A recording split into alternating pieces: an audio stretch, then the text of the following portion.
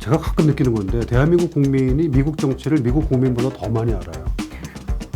저는 이거는 이번에 알게 됐어요. 네, 저같이 미국 정치 안다고 행세되는 사람 입장에서 볼 때는 굉장히 안 좋은 방향성.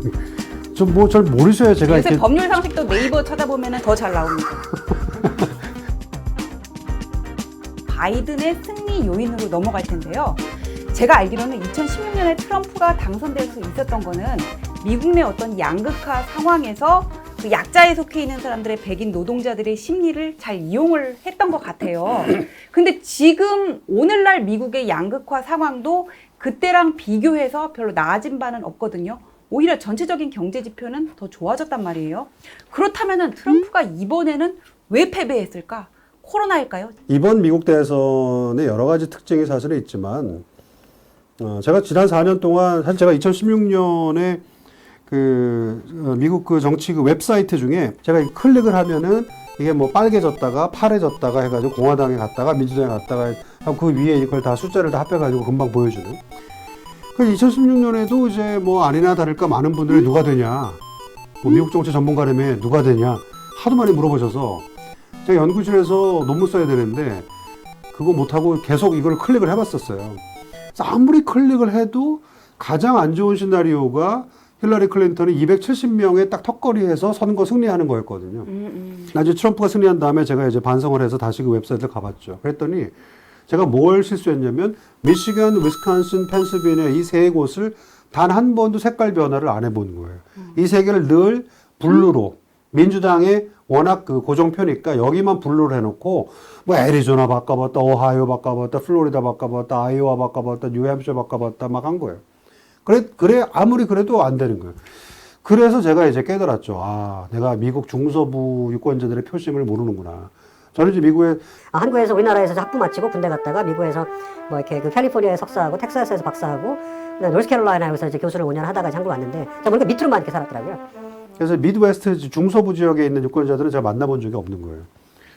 근데 이제 그분들의 삶이 굉장히 피폐하고 소위 정말 세계화로 인해서 중국과 무역하면서 그 동네 공장이 다 문을 닫고 예전에는 공장 다니면서 중산층으로 살면서 자기 자녀들 대학도 어떻게든 보내고 했었는데 공장 문을 닫으니까 자녀 교육도 못 시키고 모든 게 다 희망이 사라지니까 마약에 손대고 그다음에 전화세도 못 내고 이런 상황인데 민주당을 봤더니 옛날 같으면 우리 뉴딜 정당 노동자를 지켜주는 정당 했는데 자꾸 민주당이 환경 문제 얘기하고 민주당이 인권 문제 얘기하고 자기네들 그 키친 테이블에서 먹고 사는 문제 얘기를 안 하고 자꾸 이렇게 고담 준놈 같은 얘기를 하는 거예요. 그래서 민주당이 별론데 공화당 봤더니 공화당은 또 지도층이 워낙 월스트리트하고 붙어 있고 대기업 중심이고 자유무역하자 그러고 막 이러는 거예요. 이 사람들 갈 곳이 없는데 2016년에 대선같이 등장한 그의 이름은 도널드 제이 트럼프. 도널드 제이 트럼프. 이 사람들이 막 뭐 진짜 막 이 구세주가 나타난 느낌을 받은 거예요. 내 아픔과 내 어려움을 공감해주는 이 속 시원하게 얘기해주는 아웃사이더. 텔레비에서 많이 봤고 친숙한 이미지인데 공화당하고도 다르고 민주당하고 다르다. 그래서 사실 이제 트럼프를 2016년에 찍은 거죠, 사실. 근데 2016년에 트럼프가 당선된 다음에 이제 대통령 4년을 하면서 가장 놀라웠던 게 뭐냐면 미국 양극화 시대에 이전에 클린턴도 그렇고 아들 부시도 그렇고 오바마도 그렇고 적어도 겉으로는 우리가 사회 통합을 해야 된다. 이렇게 분열돼서 우리가 한 발짝도 못 나간다라고 국민들한테 호소하는 대통령이었는데 트럼프는 아예 이거를 자기 지지층만 가지고 정치를 하는 거예요. 트럼프 지지층은 2016년보다 트럼프가 더 좋아졌어요. 트럼프 시켜놨더니 아웃사이더고 조금 뭐 내 화는 풀어주지만 이 사람 믿을만한 대통령인가 라고 의심했는데 4년 내내 하는 거 보니까 뭐 중국에도 큰 소리 치고 뭐 이민 정책도 화끈하게 하고 국경에 장벽도 세우고 너무 마음에 드는 거예요. 그래서 더 쏟아져 나와서 800만 표를 더 줬어요. 근데 봤더니 사람 진짜 2016년에도 힐러리 내가 별로여서 안 찍으러 나갔지만 참 대통령 됐더니 정말 막말하고 뭐 인종차별 발언하고 심지어는 이런 거예요. 코로나 상황으로 지금 미국에서 24만 명, 25만 명 이상이 지금 사망을 했는데 네. 인터뷰할 때 이제 기자가 물어봤어요. 대통령으로서 책임감을 느끼지 않냐? 그랬더니 트럼프가 뭐라 했냐면 뭐 영어 표현으로 It's what it is. and it is what it is. 뭐 우리로 하면은 번역은 그게 사실인데 나보고 어떡하란 말이냐. 약간.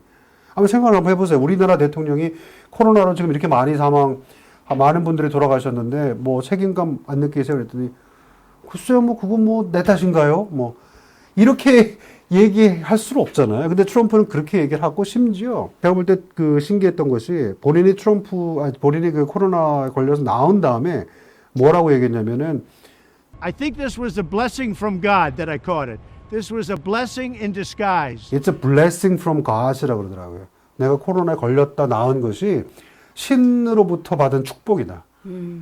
코로나 걸려봤더니 별거 아니다 이거예요.